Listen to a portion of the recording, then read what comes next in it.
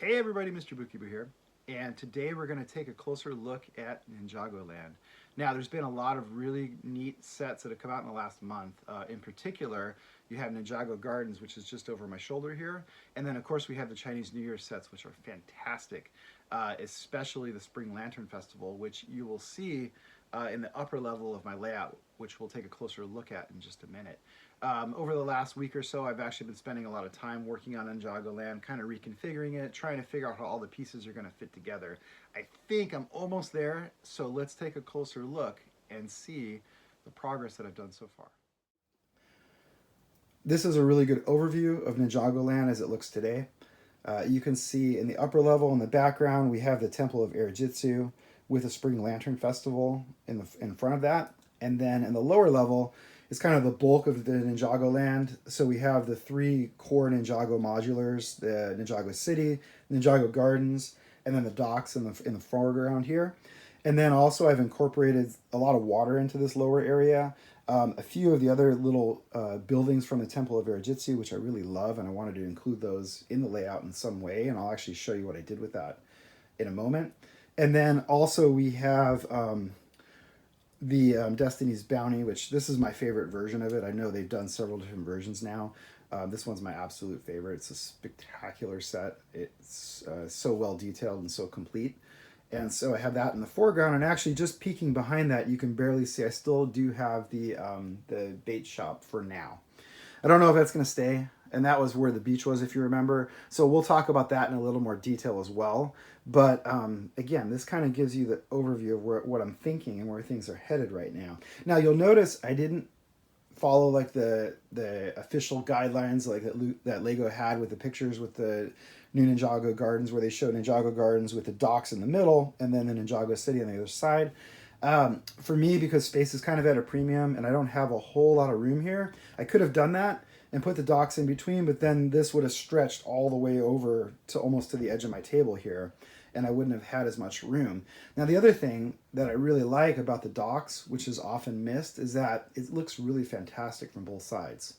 And so if you put it, facing you like as it's kind of like supposed to, you lose one of the sides. And so I really love the dock side here, but then I also love the other side because it's just so creative and decorative. So for me, by putting it at a like a not a straight on view, but turning it 90 degrees, it really allows you to see both sides depending on where you're at.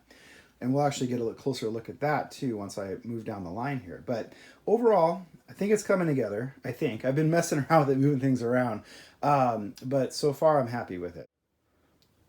Here's another view of Ninjago Land, and right away you can see the docks by putting them kind of not straight on.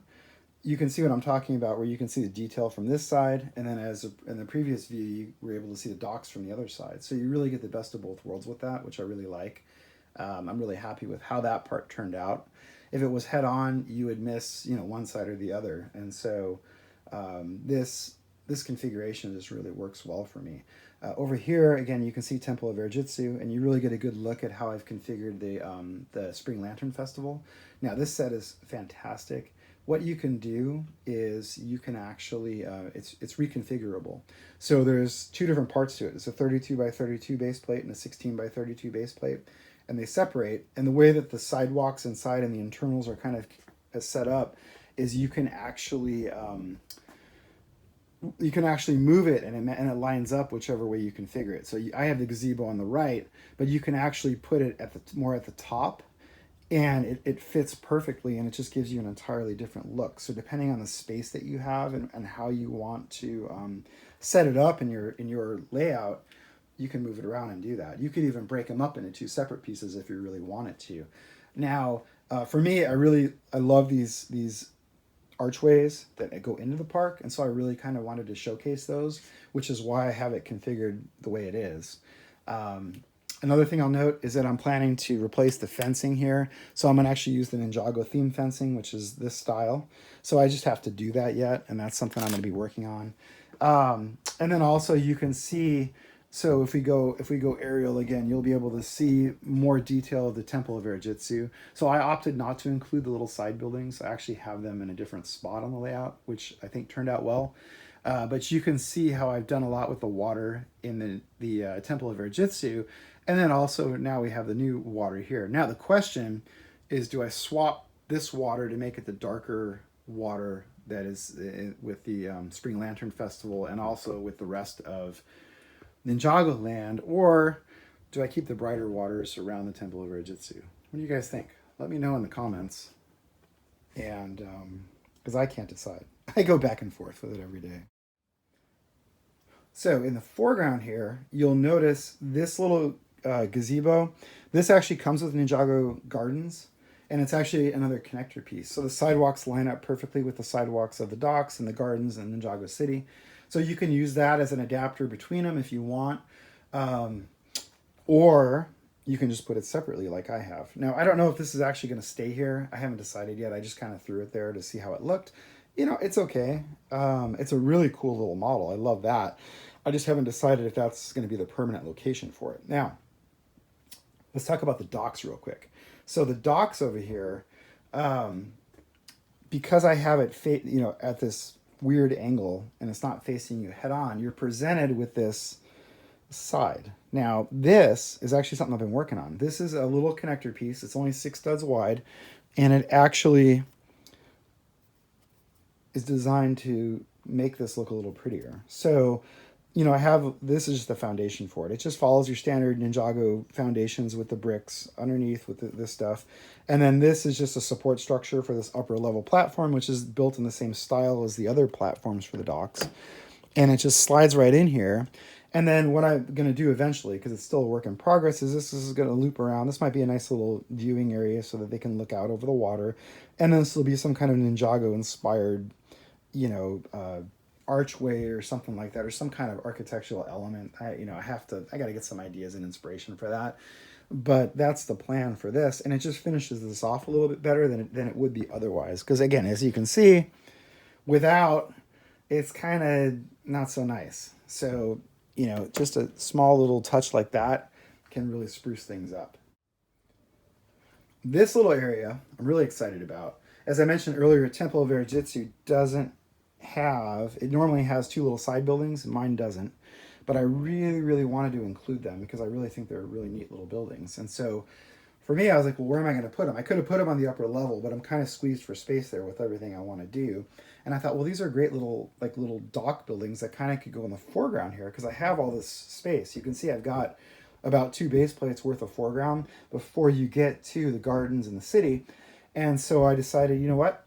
Why don't we put them here? So I slapped them on a 32 by 32 base plate, built a little bit of docks in front of it that you see here, which is the same kind of style as the Ninjago docks from this set. And just, you put a couple boats and put some water in front of that, and you're all set. It also flows into Destinies Bounty, which, again, I love that set. Having that in the foreground is just a really neat piece. In the past, I kind of had it in the background where it kind of blended in and you didn't really get to see it or appreciate it. Here, you walk in, you can see it. Kids can play with it. They can look inside, and they get really excited when they see that kind of stuff. I get excited because it's a really neat set, and it's probably my favorite version of the bounty. So I just really like that in the foreground. I have to have water underneath it yet. But then when you look beyond that, you can see there's the docks. And so, or not the docks, I'm sorry, the bait store. So I have it here still for now. And if you remember when it was configured as the beach, I actually extended the actual dock out into a fishing pier. Now, what my vision is now is I'm going to extend the dock out. I still have the dock pieces. In fact, I've got them just right behind here. So these are easy to just follow in the same style as the docks that come with the official set. So what I want to do is extend it out and then have the docks kind of go this way and make that like a dock for boarding the bounty, right? So that's kind of what my long-term vision is for this area. Now, beyond that, you'll see all that empty space there. I haven't decided quite what I'm going to do. I do have the window ledge, which I can use, and I happen to have the Temple of the Ultimate Weapon, that big gray with a dark blue, monastery-looking building, which I love. And so my thought is I might try to put that on the upper shelf and then just have a rock wall underneath it going down into this area here. So that's kind of where things are headed right now. Now, I just want to point out as well, these two sets together, awesome. Ninjago City Gardens is fantastic if you're able to get it. It's wonderful. I think it would be great as a standalone set, even if you don't have Ninjago City. Of course, if you have both, it's even better because you can see how they really flow together. They really put a lot of thought into that, and I just love, love, love how they look. Now, this is really cool. Look at this. It's actually, Ninjago Gardens is actually taller than Ninjago City. I mean, this set is just massive. And Ninjago City was a huge set. If you put that next to any of your like city modulars, I mean, it just absolutely dwarfs them. Even the Town Hall, which is like probably like the biggest modular that we have aside from Ghostbusters. And it just dwarfs it. It's incredible.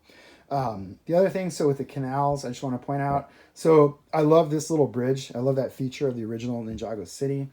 In various iterations of my config of the layout, the way I had it laid out, you couldn't always see that. Now, though, with this layout, it's actually pretty prominent, and I really like that. You can see it. You can enjoy it. You know, it's right there. And so I'm pretty happy with how this whole area is kind of shaping up and turning out.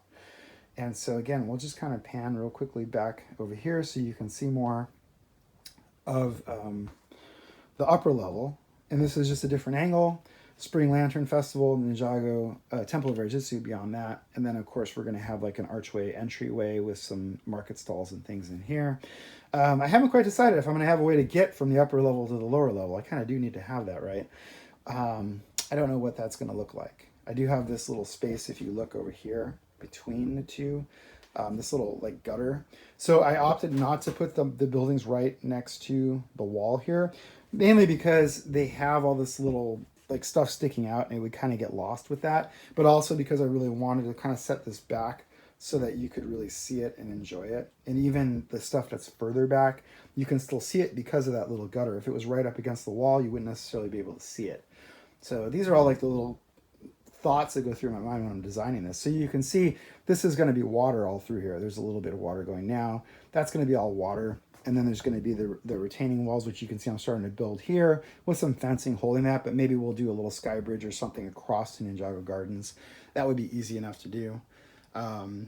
You know, but now at this point, it's kind of just adding all those little details. And so I think this is going to be that final configuration for now until I change my mind 3 minutes later, right, guys? So let me know what you think. Do you like how this is going? Do you have any ideas, anything that I'm missing or anything that I can fix or make better? Where should I put this gazebo? This is bothering me. I'm kind of not loving it right there, but I don't know. Maybe I can put it behind back there somehow. Maybe I can put it up higher. I don't know. We'll see. So thanks for watching. Make sure you're subscribed. I'm going to do another video on the new roads and incorporating those into my town as soon, and also a new city update as well. So stay tuned for more, and thanks for watching.